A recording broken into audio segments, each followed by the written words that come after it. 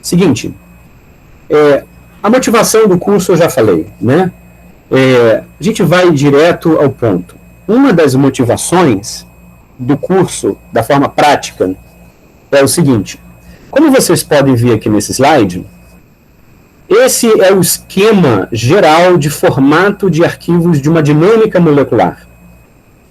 Para aqueles que estão no curso, que são das técnicas de DFT e não sabem nada de dinâmica molecular, ou para você que não sabe nada de técnicas em química computacional, ou seja, você é da área experimental, não fique desesperado. Isso é para você visualizar, tá, o trabalho que quem trabalha com a parte de química computacional tem, e para você entender que química computacional não é só teclar Enter que uma mágica acontece. Então, em dinâmica molecular, de forma geral, nós temos aqui um conjunto de arquivos relacionado à parte de coordenadas. Coordenadas aqui, para vocês entenderem, são as coordenadas das moléculas, né? As coordenadas x, y e z, que descrevem uma molécula no espaço cartesiano, no espaço tridimensional. Nós precisamos disso, e isso pode ser descrito de diversas formas, ou de diversos formatos de arquivos. Eu estou elencando aqui embaixo os principais, os mais usados. São formatos de arquivo que, por exemplo, se você não é da área e é um leigo, se você colocar no Google, você vai encontrar informação vasta sobre cada um deles. Então, nós temos aqui o PDB, de Protein Data Bank. Então, ele vem justamente de um banco de dados de proteínas, foi criado originalmente para descrever estruturas cristalinas resolvidas de proteínas, mas acabou se tornando um formato universal de expressar coordenadas de moléculas em vários programas de química computacional. Então, tem muitos programas que leem o PDB. O arquivo XYZ é outro de caráter universal, que expressa a coordenada XYZ de uma molécula. O GROW é o formato de coordenadas do GROMACS, que é um pacote de dinâmica molecular. O MOL2 é um outro formato de coordenadas, assim como os SMILES, que acredito mesmo quem é da área de química computacional, nem todo mundo conhece, mas é uma forma bem abreviada de você representar a estrutura química de uma molécula em formato de strings, né? Que se tornou popularizado com o machine learning e a inteligência artificial, que fazem uso desse formato SMILES para ler estrutura química. INPT, que é um outro formato usado, por exemplo, por outros programas como LAMMPS, DL-Poly de dinâmica e alguns homemade, que são baseados nesses, que foram feitos inicialmente em Fortran, entre outros formatos. Eu não estou colocando todos, mas aqueles que são mais usados e mais conhecidos de coordenadas. Da mesma forma, a gente tem uma outra informação necessária para a dinâmica, que são relacionadas à topologia da molécula, à topologia do sistema. O que seria essa topologia? São arquivos com um formato padrão de cada programa que vão descrever os parâmetros do campo de força daquela estrutura química. Então, para quem é um usuário que leigo não sabe o que é um campo de força, ele não vai fazer parte do escopo do nosso curso, mas não necessariamente você, nesse momento, vai precisar entender o que é esse campo de força e que parâmetros são esses. Eu quero que você, com isso, visualize que field, PRM top, PSF, TPR top e ITP são alguns nomes de formatos de arquivos que descrevem os parâmetros de um campo de força de uma molécula num sistema. Então, observem que para você rodar um programa de dinâmica molecular, esse programa tem que ler formatos de arquivos estabelecidos, e alguns são universais, ou seja, eles são, digamos, aplicados por N plataformas, enquanto outros são privados, são privativos de uma específica plataforma ou de um específico software, um específico programa. Depois que você lê essas informações, no esquema, você vai alimentar o programa em si, o software que roda a simulação, que roda o programa de dinâmica molecular.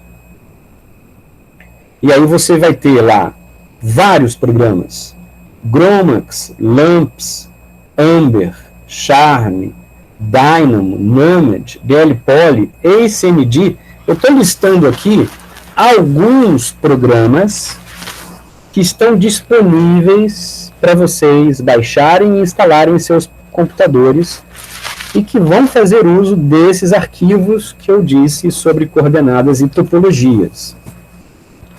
Pessoal, vocês estão me ouvindo? Qualquer coisa, podem me interromper no áudio, tá? Eu não estou olhando o chat agora, senão eu vou ter que migrar para uma outra janela. Hoje eu não compartilhei meu laptop com outro monitor aqui ao lado, porque eu vou precisar migrar entre as janelas em algum momento e isso ia atrapalhar. Então vocês podem me interromper no áudio, tudo bem? Eu não estou vendo o chat. Está me ouvindo, né? Estamos sim, pode ir. Perfeito. Então, se você é um usuário que não é da área de dinâmica e está curioso em saber alguma coisa a mais, você pode digitar qualquer programa desse que você vai ver o link da página onde você baixa, onde você instala e você pode fazer uso.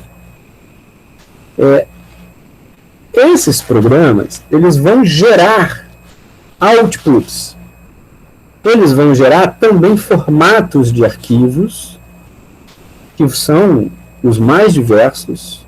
Aqui são alguns principais: XTC, TRR, DCD, PDB, TRJ, XYZ, da mesma forma como ele é input, ele também pode ser output. O PDB, da mesma maneira que ele é input, ele pode ser output. Aqui são alguns formatos de trajetórias. O que seria a trajetória, né? A trajetória é aquele conjunto de posição, né? Conjunto de posição das partículas do sistema e momento de cada uma das partículas.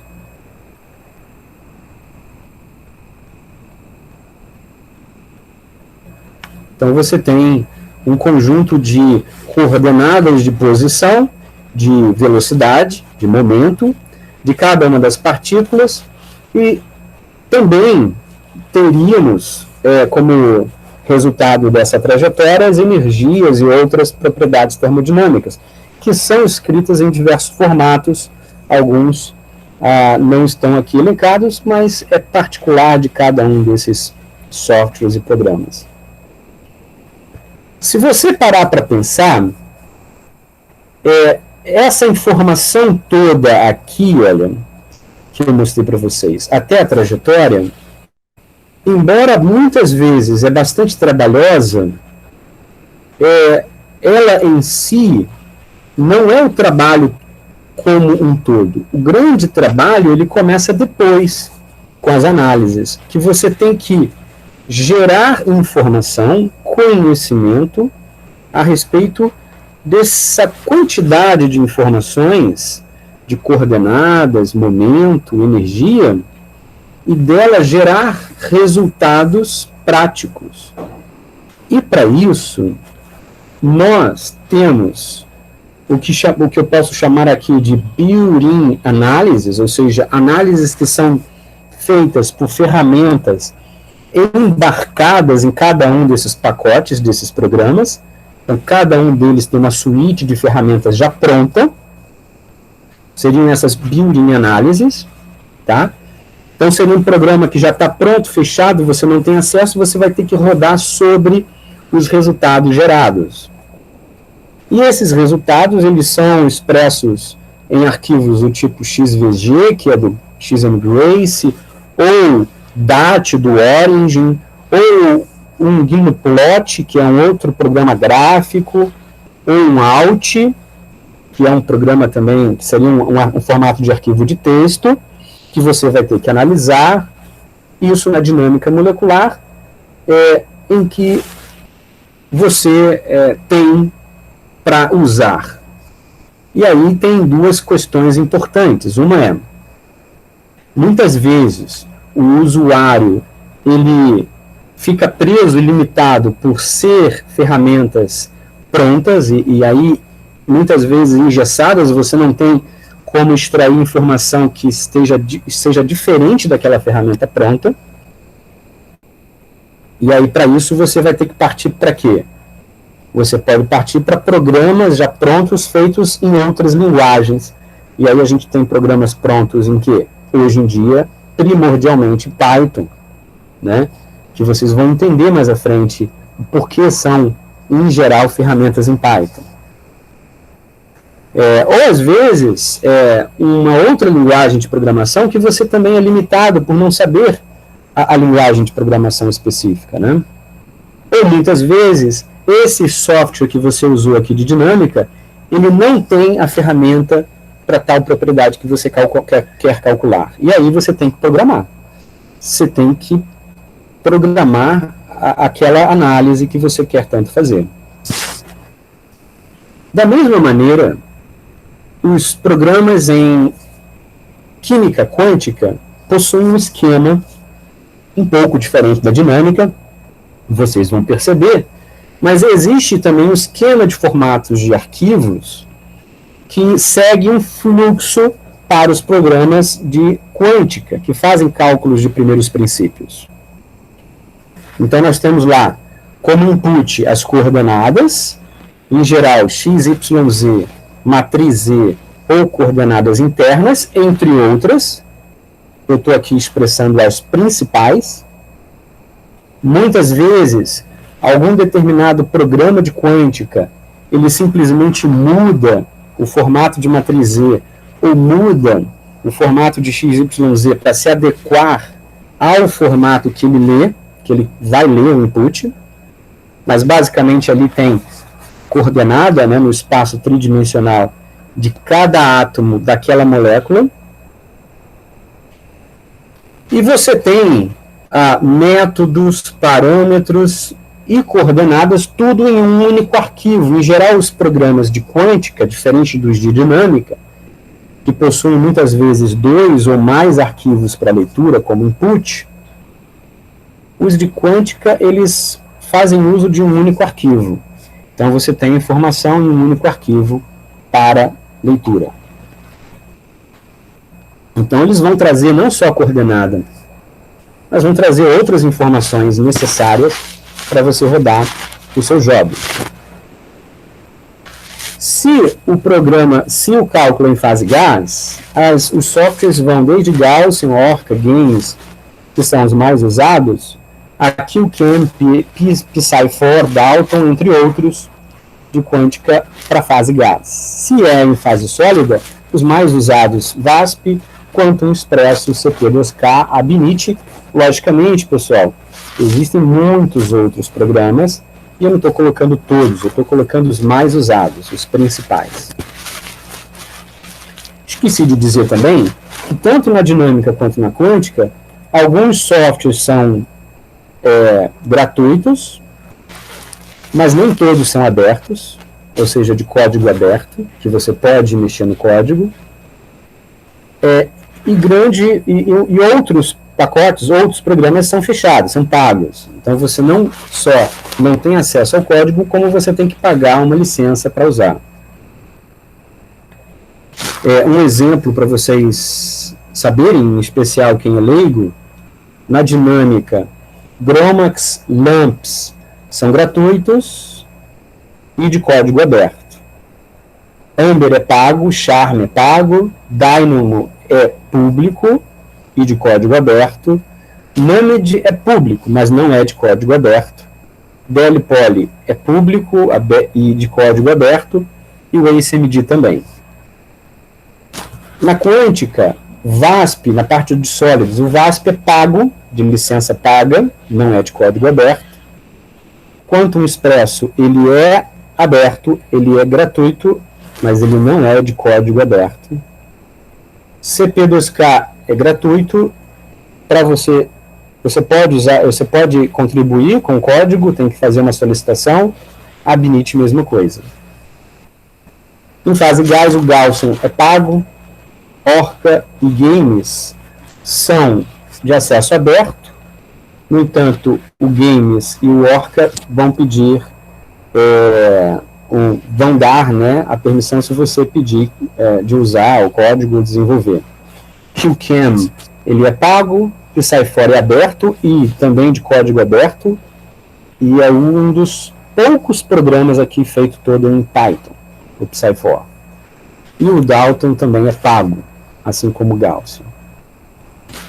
Esses programas vão gerar resultados, outputs e formatos de arquivos os mais variados, desde arquivos texto como alt, dat e log, ou estrutura XYZ, ou arquivos que vão conter, né, a função de onda otimizada, como WFN, WFX e o CUBE, que são de formato universal e, digamos, quase que um formato padrão, né, que o usuário, esteja ele no Brasil, no Japão, na Europa, Estados Unidos, o formato vai ser idêntico, o que facilita a comunicação entre os desenvolvedores.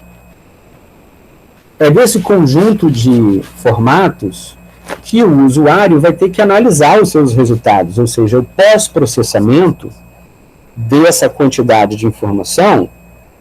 Alguns pacotes vão possuir os built-in análises, ou seja, ferramentas prontas para você extrair o resultado que você quer.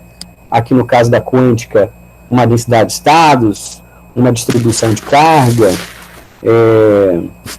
um cálculo de frequência, gerar um espectro, enfim.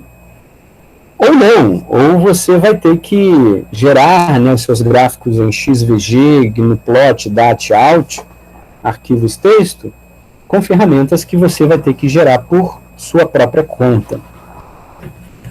Muitos programas auxiliares dão suporte a esses programas de quântica e têm sido desenvolvidos ao longo das décadas, tanto para dinâmica quanto para quântica. Eu vou mostrar para vocês alguns ao longo do curso, que vão trabalhar com esses formatos de output e gerar resultados gráficos do seu interesse.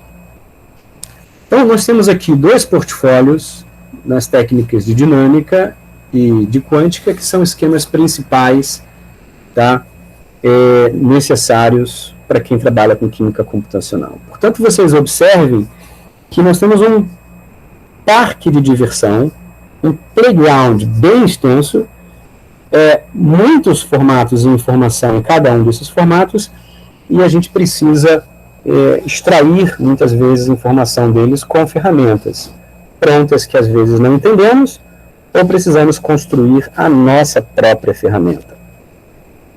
Só para vocês terem uma ideia, eu sou de uma época,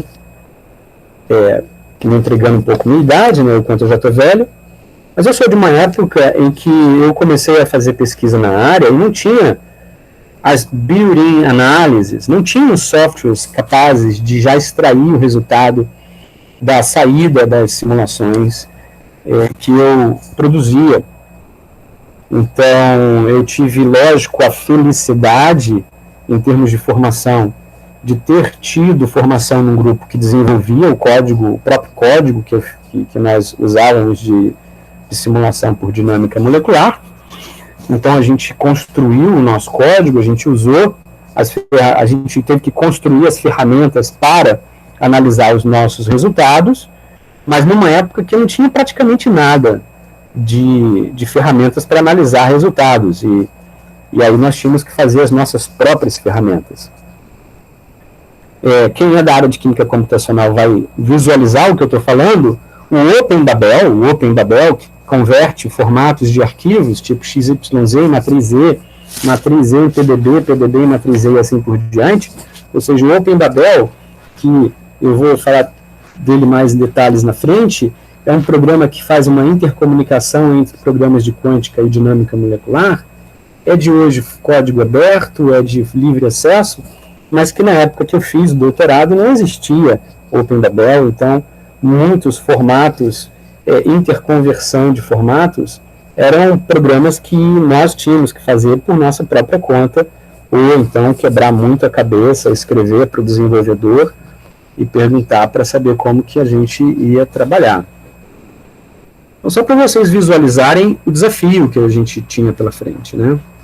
Para o pessoal aqui que é da área experimental, da mesma forma, vocês vão ter lá arquivos, muitas vezes, que um instrumento experimental gera, em geral na forma DAT, OUT, de forma texto, e você precisa ler colunas x, y com dados, ou um conjunto de matrizes e vetores, e dali extrair resultado usando programas já prontos ou construindo sua própria ferramenta de análise.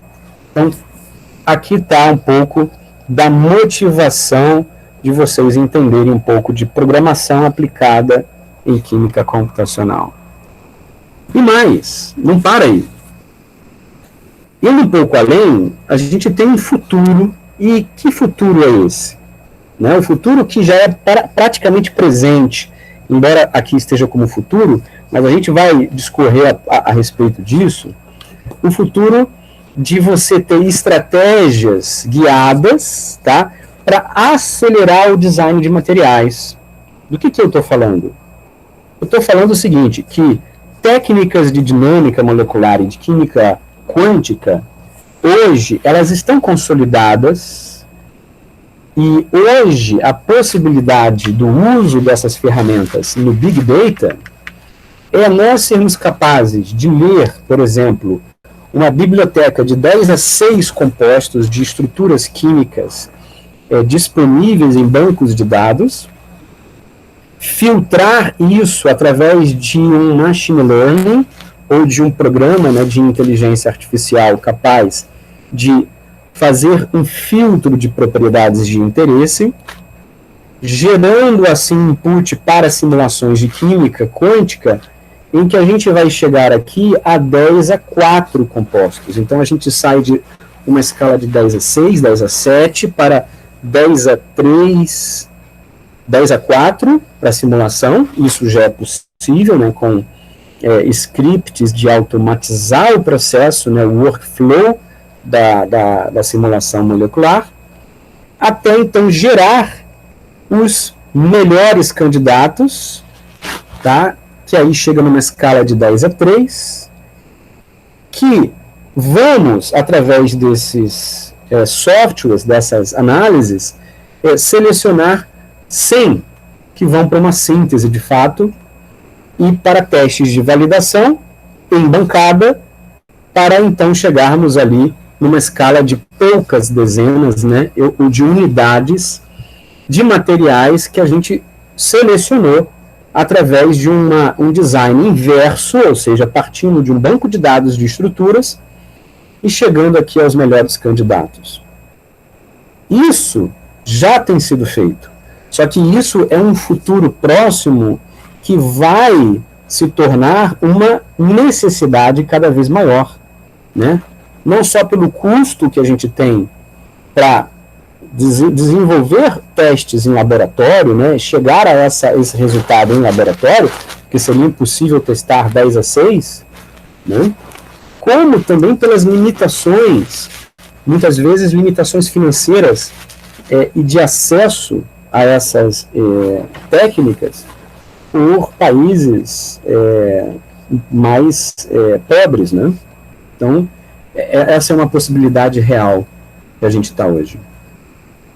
E uma outra possibilidade real para quem atua em química computacional é justamente a performance dos grandes servidores. Esse gráfico que vocês estão vendo aí, ele é resultado de um ranking dos top 500 servidores de cálculo no mundo, né?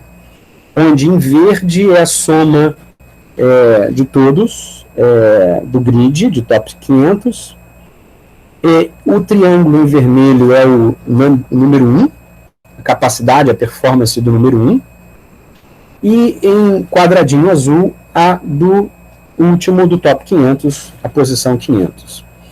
Então vocês observem que mesmo o top 500 e o top 1, eles já estão aí na escala de teraflops de processamento. Quem está no topo já faz processamento de pentaflops por segundo, ou seja, consegue gerar, né, uma gama de dados por segundo que era inatingível há décadas atrás. Então nós estamos falando aqui de 2020, onde o processamento hoje está, e algumas décadas atrás isso não era possível. Então, o que os computadores hoje podem fazer em relação a analisar dados é, de fato, um absurdo de velocidade, só que você, para chegar e extrair o máximo do que ele pode fazer, você precisa programar, você precisa de uma ferramenta automatizada, uma ferramenta capaz de falar a linguagem dessa arquitetura. Então, esse é um outro desafio grande aí para o futuro. É mais ou menos assim, não adianta eu ter acesso ao Santos Dumont, que é o nosso maior supercomputador no Brasil, se eu não sei extrair dele 1%, né? Então, usar o Santos Dumont, de fato, como ele pode nos oferecer, é você saber extrair dele o que ele pode te dar. E para isso você precisa ir além do que você faz no Windows, por exemplo, ou num Linux limitado com o conhecimento que você tem. Portanto, pessoal, a figura que a gente tem é essa, né? Pictoriamente, o passado, o homem das cavernas, o presente que a gente já está hoje vivendo, que é a informação à velocidade de 5G, que já está revolucionando a indústria, lógico que a passos lentos no Brasil ainda, não o que a gente gostaria, mas já está revolucionando o mundo lá fora. A Europa, Estados Unidos, Japão, China vivem esse presente de forma intensa, né? A informação a uma velocidade de comunicação sem fio absurda. E esse futuro de você ter muito dado e precisar, nesse Big Data, extrair informação. E extrair informação envolve o domínio de tecnologias de programação, de TI e assim por diante. Bom, aqui eu queria compartilhar com vocês um pouco da experiência que surgiu já há alguns anos, né, quase aí décadas, já sendo, na verdade, década, né, mas esse trabalho, eu comecei fazendo esse trabalho em 2008, 2009, ele foi publicado junto com os colaboradores, esse time, liderado pelo professor David Van Der Spoel, que é esse aqui da foto, e o Carl Culleman, que é o primeiro autor desse trabalho, mais o Paul Van Maaren, que foi um trabalho de benchmark bastante citado na literatura, que gerou essa plataforma chamada virtualchemistry.org, onde na época nós fizemos um benchmark dos campos de forças para centenas de líquidos orgânicos, calculando diversas propriedades termodinâmicas.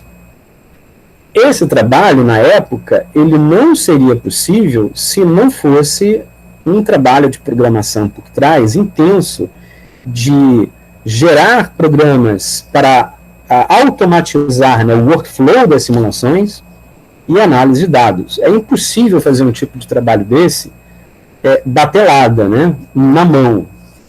Precisa, de fato, de uma equipe e de uma equipe capaz de gerar ferramentas automatizadas para a programação. E quais são os problemas práticos, então, que nós temos na química computacional em geral? Eu mostrei para vocês antes alguns arquivos, né? Alguns arquivos como o ITP, de topologia. Eu estou trazendo aqui para vocês a cara de um arquivo desse, de formato, tá? E aqui destacando que é um formato gerado por uma ferramenta escrita em Python. Então, existem várias outras ferramentas, essa é uma delas, e converte formatos de arquivos de campos de forças em no que você deseja, nesse caso, programa escrito em Python.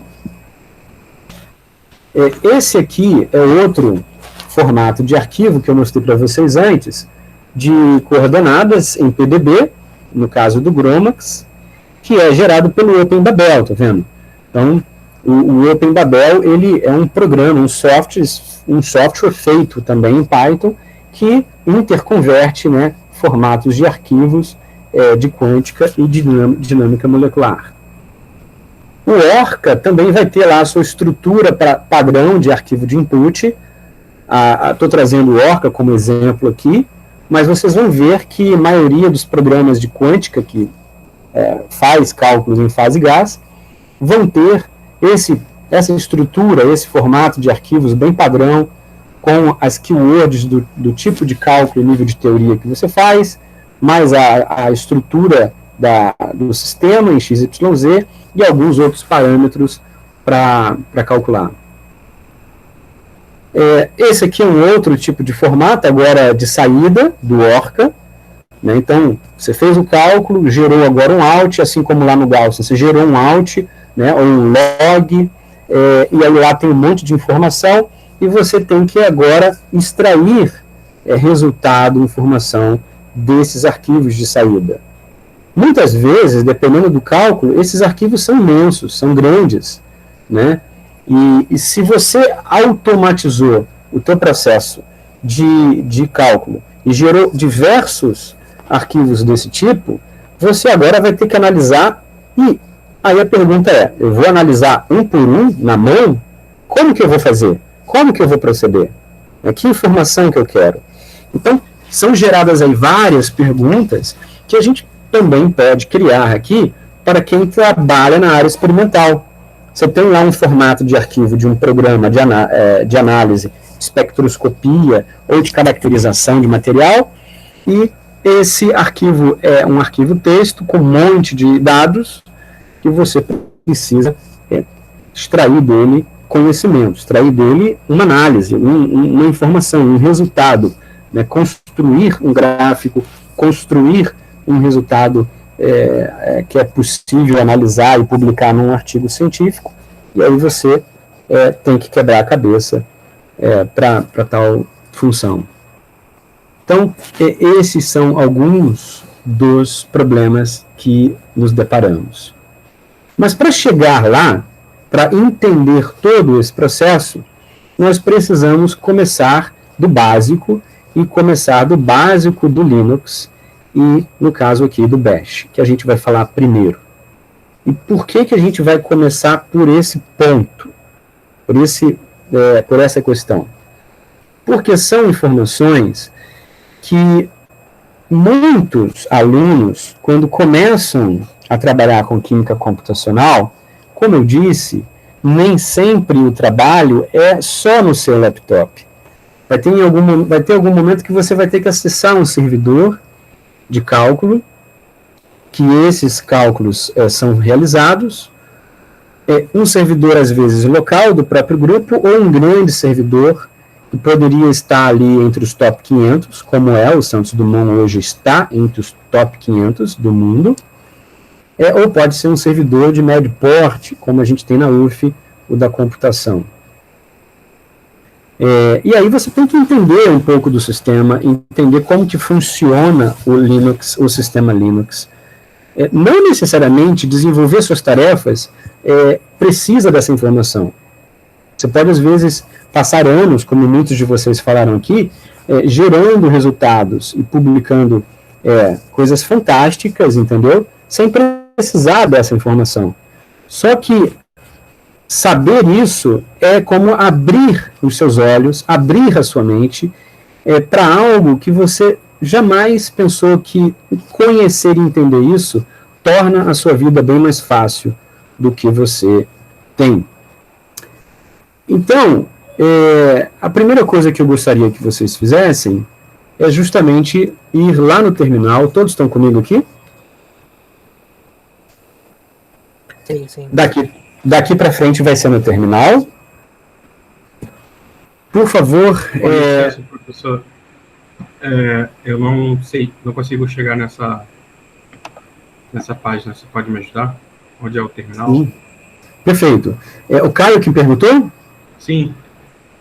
Caio, se você está com a sua máquina virtual funcionando, o Linux aberto, você pode vir aqui em cima, clicar para pesquisar e escrever terminal. Se você clicar aqui na sua ferramenta de busca, você vai ver que ele vai elencar para você um desenhozinho de uma janelinha escrita terminal, que seria o console de comando do próprio Linux, tá? Sim, então você tem que abrir... Pode falar. Tá, obrigado, desculpa. Eu preciso estar logado em alguma conta, eu posso ignorar? Porque está aberto aqui essa página de contas online. Eu posso ignorar esse... Não, você vai entrar na sua máquina virtual, ou seja, você vai iniciar a sua máquina virtual no Ubuntu, no Linux que você rodou. Não, ela tá aberta, mas ela tá nas primeiras configurações. Aí aparece aqui. Pode ignorar, Caio. Não, você pode ignorar, você vai passar à frente, você vai entrar no sistema de fato, você vai inicializar o sistema. Sim, eu já estou fazendo isso e vou tentar abrir essa página. Você pode continuar, professor. Obrigado. Gente, eu também estou com uma certa dificuldade. Por exemplo, eu estou com o Oracle MV VirtualBox aberto. Daí, como eu chego no terminal? Isso. Como você chega no terminal? No meu computador, na minha tela, vocês vão ver que ele já está salvo aqui ao lado, porque eu deixei salvo, porque eu sempre uso ele. Uhum. No Ubuntu, aqui acima, você vai pesquisar no seu computador terminal. Então você vai escrever aqui em cima, na ferramenta de busca do Ubuntu, essa acima, à esquerda, tá?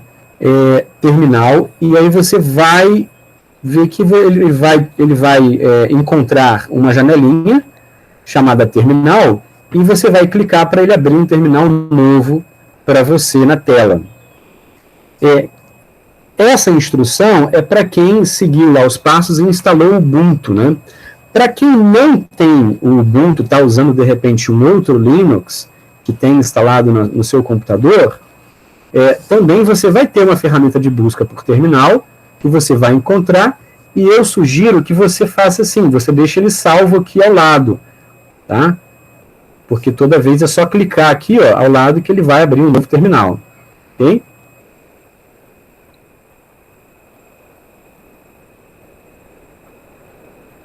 Conseguiu entender o que eu expliquei? Eu consegui acessar aqui, professor. Conseguiu? Perfeito. Então, pessoal, me diz, eu vou só migrar aqui para o nosso grupo, me diz se todos conseguiram. Se alguém não conseguiu, não tem um terminal aberto, por favor, digita aqui no chat ou fala no voz para eu saber. Eu ainda estou entrando no Ubuntu para tentar encontrar o terminal. O terminal. Mas, eu tô aqui no Ubuntu/configurações. Tá. Dali, eu Você sigo tem para que... Você faz como... Se você está na máquina virtual inicializando ela, você entra no sistema, entra no próprio Ubuntu, né? Pede para inicializar o sistema, a sua máquina virtual Ubuntu, e aí você vai para a tela de usuário da sua máquina virtual, do próprio Ubuntu em si, você loga, e aí você pede para abrir um terminal da forma como eu expliquei.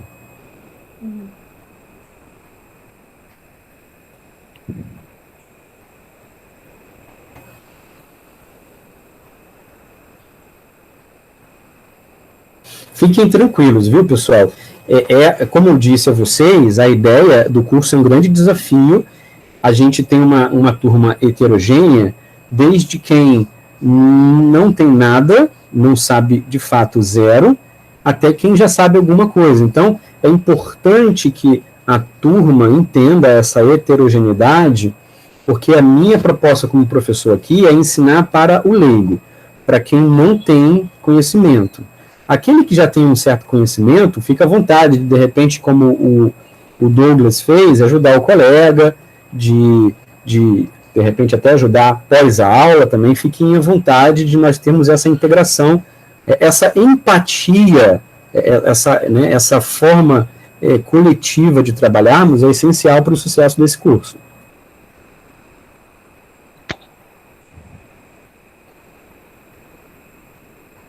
Conseguiu, Isabel?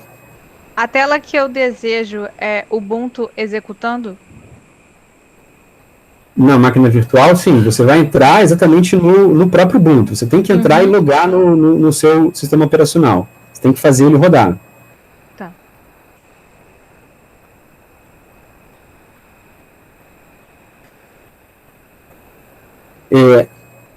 Quem do grupo aqui está usando exatamente como eu expliquei, a máquina virtual e o Ubuntu, me fala aqui no chat se quem está usando dessa forma.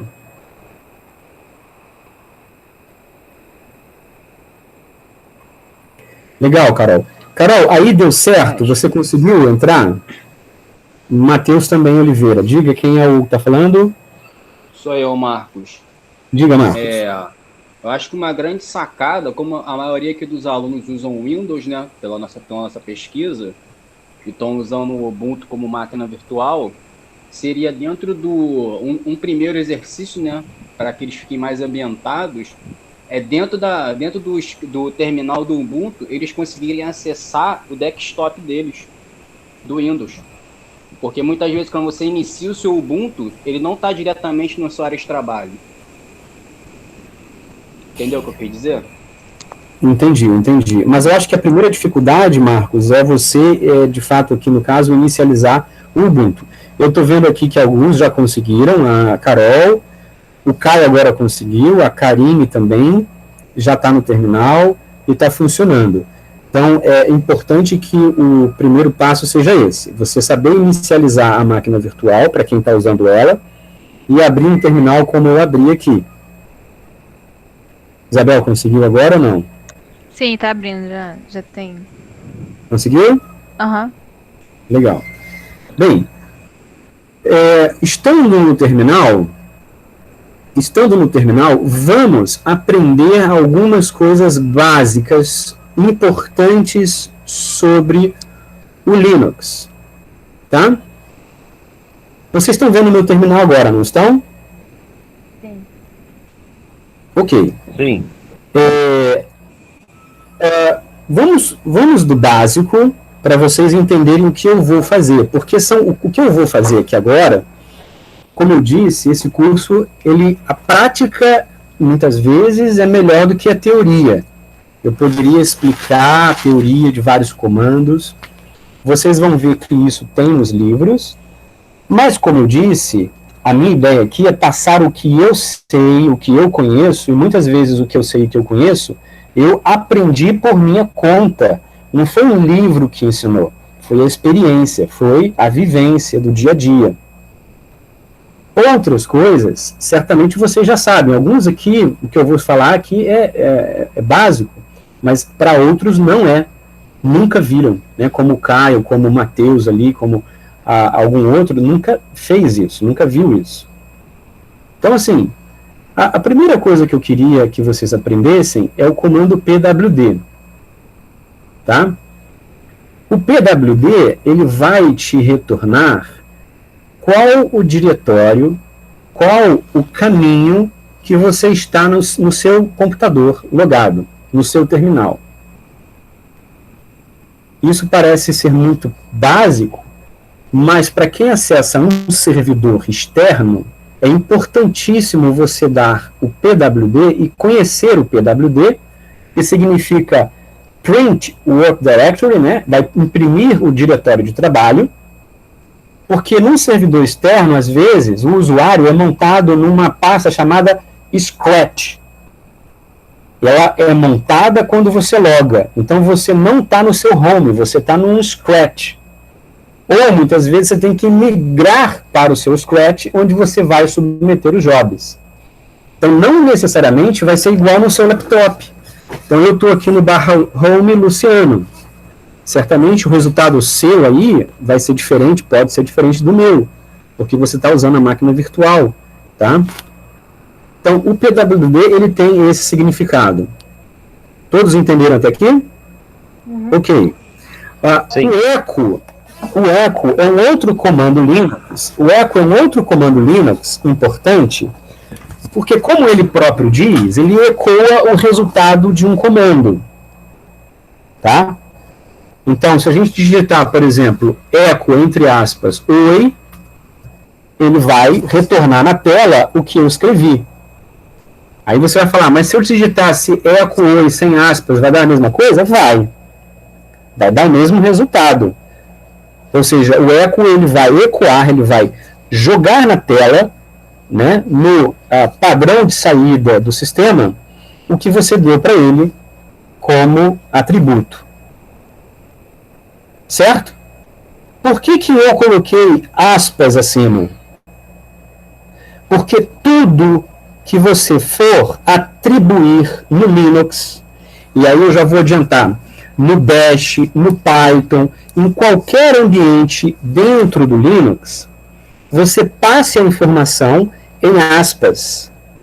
Em especial no Bash, em aspas, porque vocês vão ver na frente, se você não coloca, pode dar confusão e o algoritmo de interpretação não entender o que você fez. Por que eu estou ensinando echo para vocês nesse momento? Porque se nós agora digitarmos echo $PWD, vocês vão ver que o resultado vai ser igual ao PWD acima. Por quê? Porque agora eu estou explicando para vocês algo que significa variável de ambiente no Linux. As variáveis de ambiente no Linux são variáveis padrões, built-ins, do próprio sistema. Então, dólar chama a variável de ambiente PWD. Assim como dólar path vai chamar a variável de ambiente path do sistema.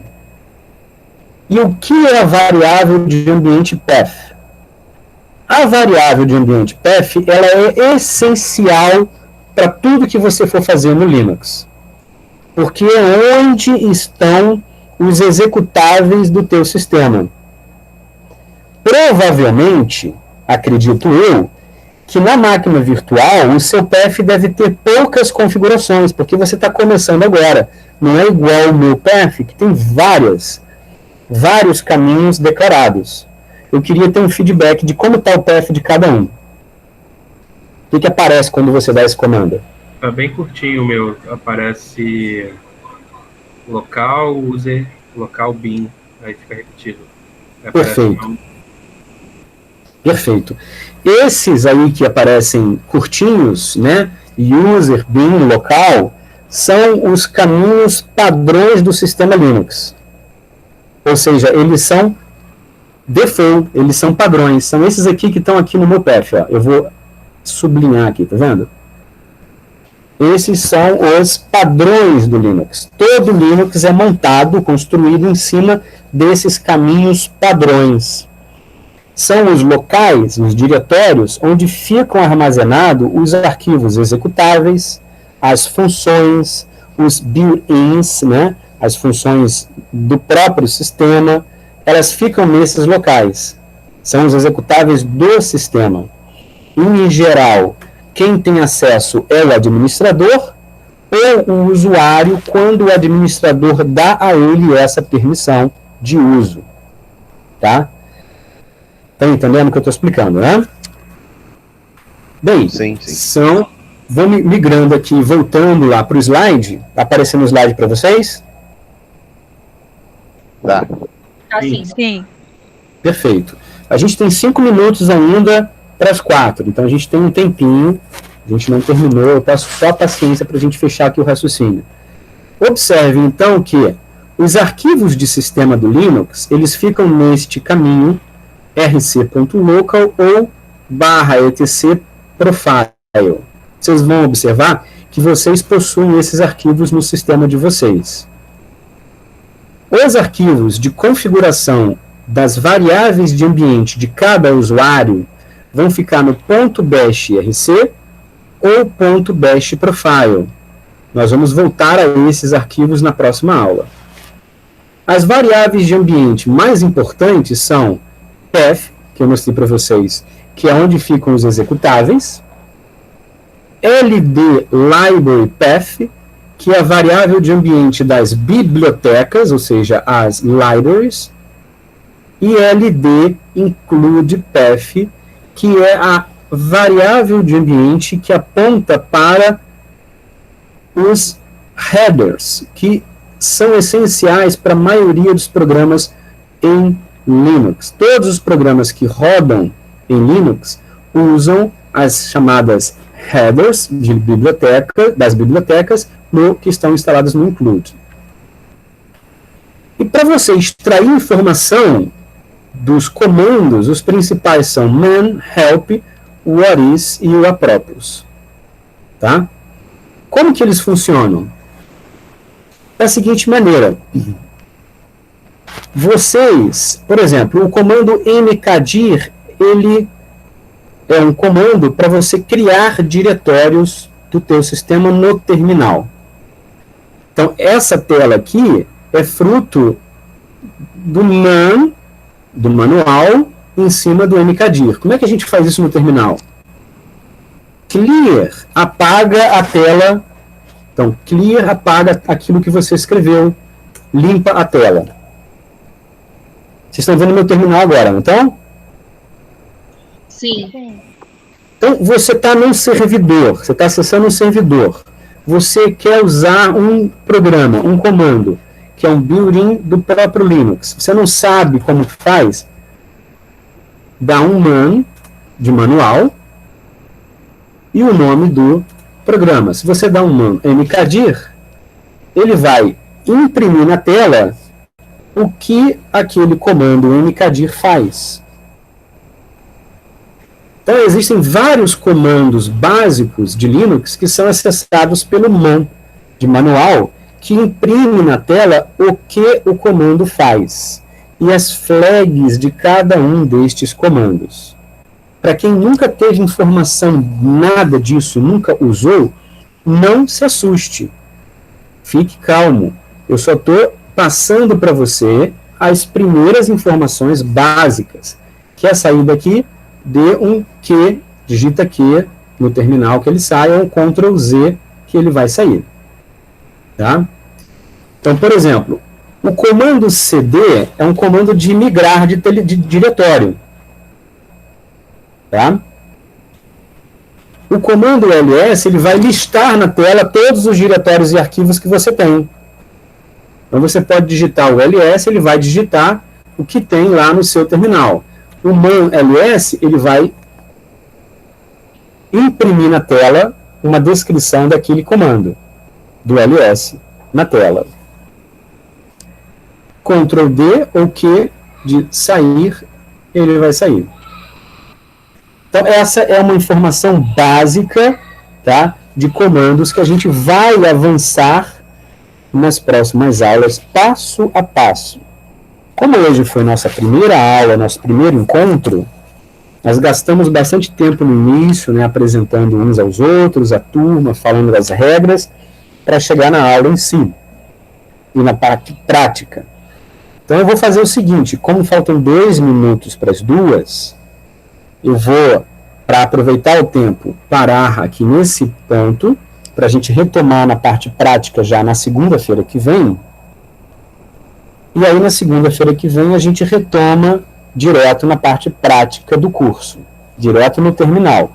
Todo mundo já sabe inicializar a máquina virtual, já sabe entrar no sistema, já sabe abrir o terminal. A gente vai praticar um pouco de coisas de Bash no terminal, que é essencial para a gente conseguir prosseguir, tá? Entenderam? Senão eu vou avançar aqui, e se vocês deixarem, eu fico a tarde inteira. Eu sou apaixonado